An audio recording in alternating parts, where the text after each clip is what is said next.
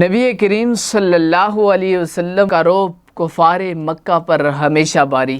ناظرین اکرام، ایک روز نبی کریم صلی اللہ علیہ وسلم اور سیدنا ابوبکر صدیق رضی اللہ تعالیٰ عنہ، سیدنا عمر بن خطاب رضی اللہ تعالیٰ عنہ، سیدنا سعد بن ابی وقاص رضی اللہ تعالیٰ عنہ مسجد حرام میں تشریف فرما تھے کہ اتنے میں بنو زبید قبیلے کا ایک شخص آیا اور اس نے آ کر کے کہا، اے قریش کے لوگوں، تمہارے پاس تجارتی مال لانے کی کون ہمت کرے گا؟ جو تمہارے پاس آتا ہے تم اسے لوٹ لیتے ہو۔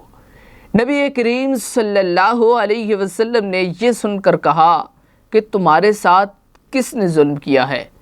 اس نے کہا، ابو الحکم یعنی کہ ابو جہل نے۔ نبی کریم صلی اللہ علیہ وسلم نے کہا کہ کیا ہوا؟ اس نے کہا کہ میرے 3 بہترین قسم کے اونٹ تھے جو میں یہاں بیچنے کے لیے لایا تھا۔ ابو جہل نے انہیں خریدنے کی خواہش ظاہر کی اور ان کی قیمت بہت کم لگائی۔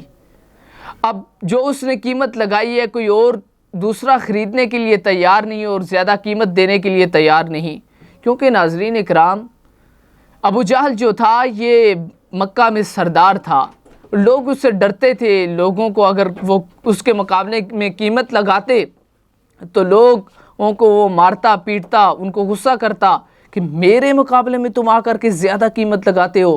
اس وجہ سے کسی نے بھی یہ ہمت نہ کی۔ نبی کریم صلی اللہ علیہ وسلم نے اس دیہاتی کا یہ واقعہ سنا تو وہ 3 اونٹ اس سے خرید لیے۔ سامنے بیٹھا ابو جہل دیکھ رہا تھا۔ نبی کریم صلی اللہ علیہ وسلم نے یہ اونٹ خریدنے کے بعد ابو جہل کے پاس گئے اور کہا کہ دوبارہ ایسی حرکت نہ کرنا جو تم نے اس اعرابی کے ساتھ کی ہے، جو اس غریب کے ساتھ کی ہے۔ ابو جہل کوئی بھی جواب نہ دے سکا۔ ابو جہل سہم گیا، ڈر گیا۔